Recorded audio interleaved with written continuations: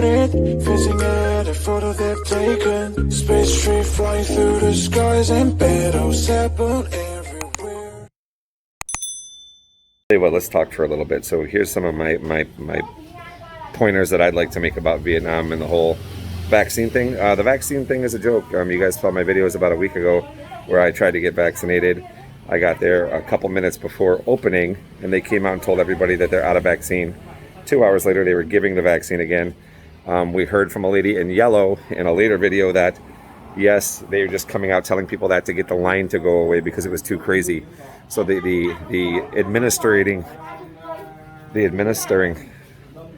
Vietnamese can get loud.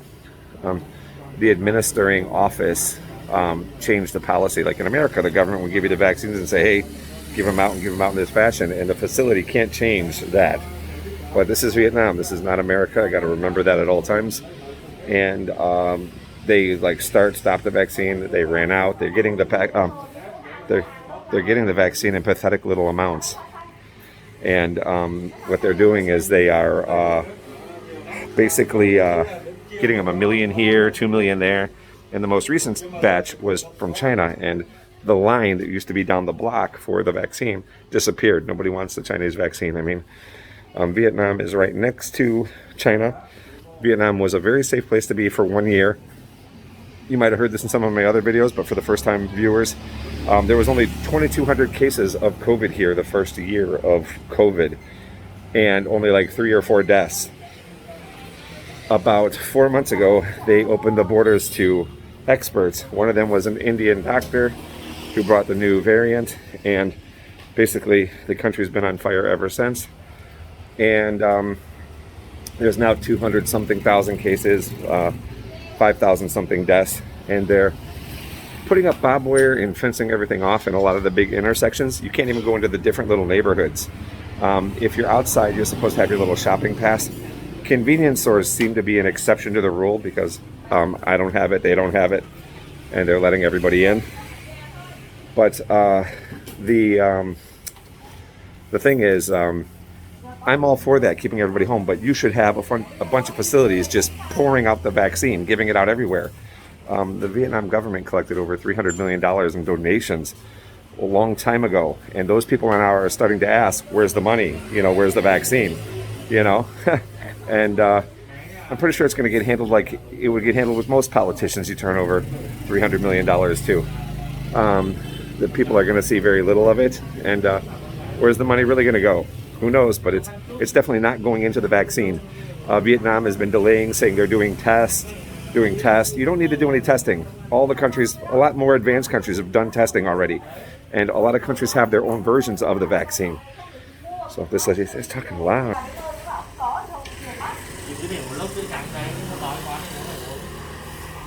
So we'll see. So they're doing crowd control. They got someone at the door today. This is new. They didn't used to do this over here. Limit the number of people in the store. Anyways, my point was that, yeah, if you're keeping people locked up in the home, fine. If not, white lady, see, a lot of white people in District 2. The point is, if you're keeping people home, you should be having facilities, just like I said, just passing out the vaccine everywhere, people passing by on the sidewalk. When they were open, they're scheduling buildings. Oh, this building, that building, the building's got to give you a number. That's a whole bunch of bureaucratic crap that's just slowing down the process. I mean, if there's any government officials watching, you know, they always tell you, be careful what you say, you know, you're a visitor, they can kick you out. I'm an investor here, and they can do that, I know, but they are already doing a lot of other stuff that's going to leave a lot of bad tastes in the mouths of a lot of foreigners.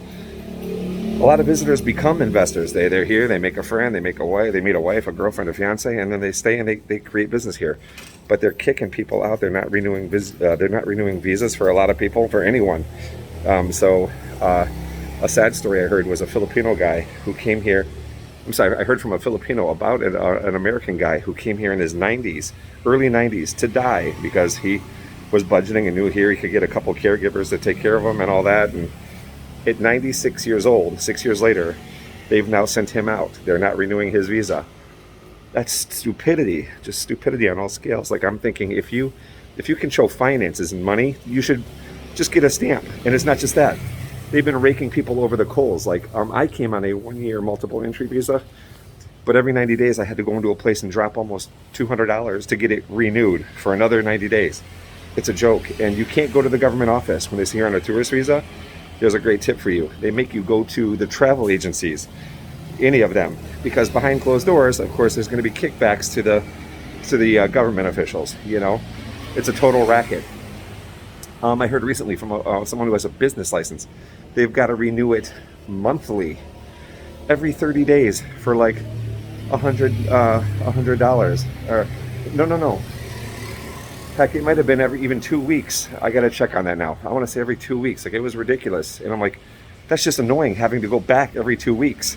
Even to go every month, that's annoying. Like, you know, that's time consuming. And it's just towards the end, before they stopped renewing visas, the other thing they were doing is they were doing visa extensions.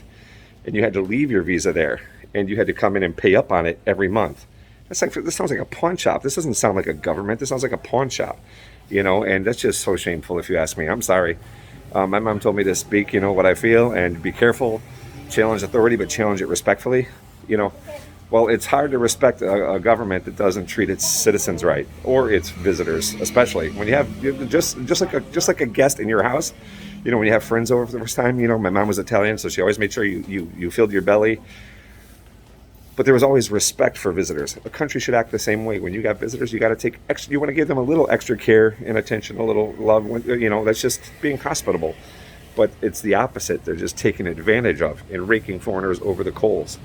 So a lot of them, it's going to leave a bad taste in their mouth. You know, I've been looking at investing in several businesses here, and every time I'm about to do it, there's another lockdown. Well, my theory is that, like, hey, you know, I dodged a bullet. And a lot of them think, a lot of the business owners I know believe a lot of them, you know, it's going to pick right back up after this. I don't think so. I think a lot of the younger crowd is out, and they're going to try other countries. Most of the major YouTubers have left for Bali, you know. They're just on to the next destination, you know. And this story is played out. And what is there here really? What really can you do here now? What makes this interesting? It's nothing but a big sad story right now. And the government could easily change it. They could get the vaccine here in large amounts, in large quantities, but they don't do that. It's just, like I said, it's like they're wheeling and dealing on the vaccine. So, yeah. Like I said, keeping people at home is one thing, but then to keep them home and not be giving out the vaccine, that's total BS. Sorry, that's total BS. They might as well be in jail, you know? So, because whenever they open this up again, it's just going to be a whole bunch of unvaccinated people running around, and it's going to come right back and bite them in the ass. And we've seen this from other countries. Like Vietnam is so far down the road. Like they don't have to be doing their own testing. We've seen plenty. The same thing is played out over and over again with a ton of other countries. So it's ridiculous. It really is. So anyways, like I said, thank God for my business. Thank God for my customers, and thank God for my lovely little fiance helping me the best she can. But really, man, need to pray for Vietnam, because it's really not good here right now. And this whole thing, like, you can't even go outside from the 23rd. Yeah, that should be great, but your vaccination spot should all be up, and they should be giving out a nice vaccine. They shouldn't be giving out some Chinese vaccine. I kind of got to agree with them. Like, why would anybody in the world want to take anything from China right now? Just common sense. It started there. I mean, they're a little old school. Some of the older, you know, Vietnam is a third world country. They're really, a lot of the older people are still really traditional, and their beliefs are kind of old time. The way my mom, you know, like with my mom too, like old timers believe certain things. Like, hey, anything that comes over the border from that country is contaminated. You know, why would you even try to pass off a Chinese vaccine on Vietnamese citizens? You know, like, my only thinking, cheap. It's the cheapest, saving the most money. It's right over the border. They don't even got to fly it. They can bring it in on a truck, whatever. You know, it's just really, it's really shameful at this point. There was some AstraZeneca being given out at one time, and that's gone. And as soon as they put up the Chinese thing, the lines went away. I've got a little video of that. I think I can add it on the end of this one. But yeah, we'll see what happens. Just really disheartening. So Good times. Call your mother. Tell her you love her. Please subscribe. Please comment if you have any questions. I usually reply to most comments. I try to do that within 24 hours. Good times. Take care. All right, ladies and gentlemen. Today is the, heck, I don't know what. It's Sunday the 22nd in Ho Chi Minh. And tomorrow, Monday the 23rd, Ho Chi Minh is going into the most severe lockdown ever. As a reminder, about 3 months ago, we went into a soft kind of a lockdown, you know, no large groups, you know, taxis had to keep their windows open, etc., etc. And about 2 months ago, they stopped taxis and ride sharing altogether. For a little while, it was just motorcycles. And then it went to no motorcycles either. No Grab food, no delivery like Uber Eats. It's called Grab over here. So none of that. No public transportation at all. We had a 2-week lockdown extended twice. 2 weeks, 2 weeks, 2 weeks. The 15th of September, or I'm sorry, the 15th of August, the day before, they announced that it was, shoot, there's a long line for the markets. So today's the last day to buy groceries.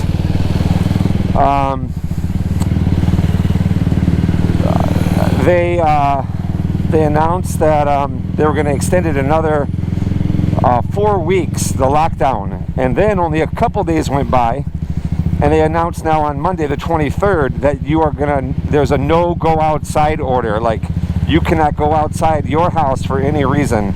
And they've actually brought in military to kind of stress that they're not playing any games now, you know. Kind of disheartening, kind of shocking.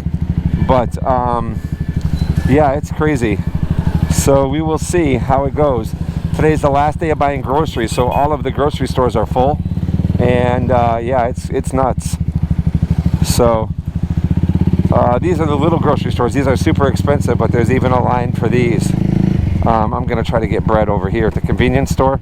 So you're supposed to have this little shopping coupon, but it appears that convenience stores don't have to follow that rule. So usually you can duck into a convenience store like this one, GS25 or Vinmart, and get what you need.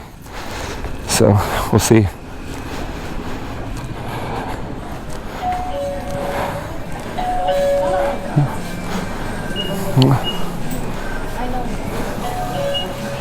Hello.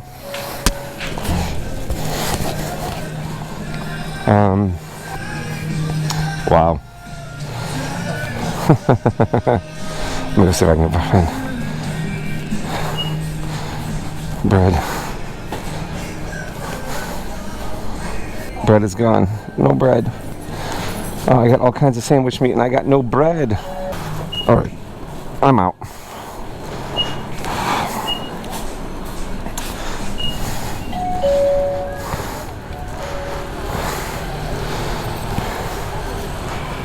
Shit.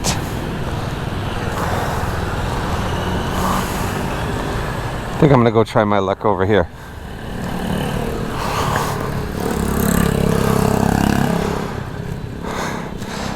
Hey, just curious. When you guys went into the store, did they ask to see your paper for today? All right, good. I hope.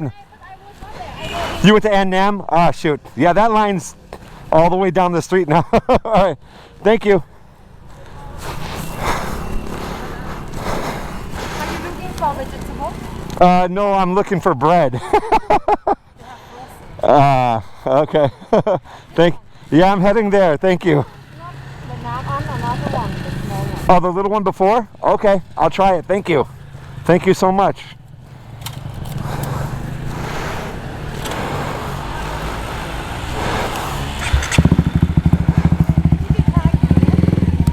No, I haven't. I only tried here right now. Oh, K Market? Not yet, but I will. But I'll try this one first because no line. Oh, okay. Okay. Good. Thank you.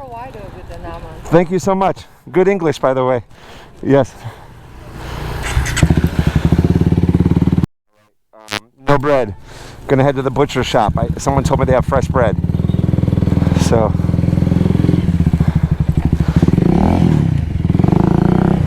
Bye-bye.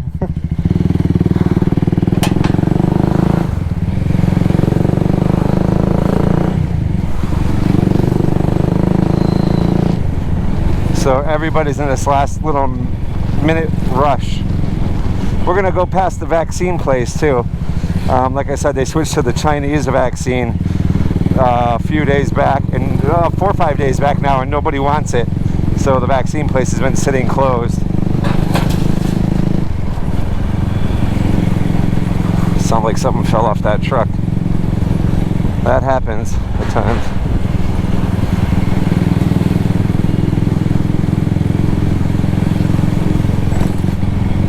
Here's the vaccine place, and yep, nobody wants it. They're closed.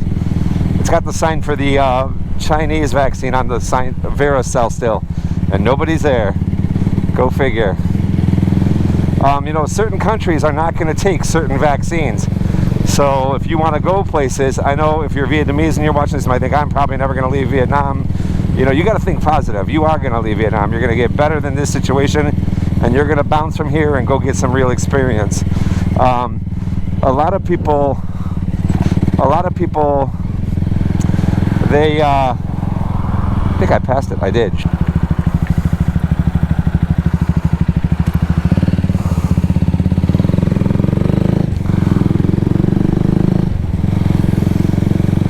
There's a butcher shop I'm looking for right here.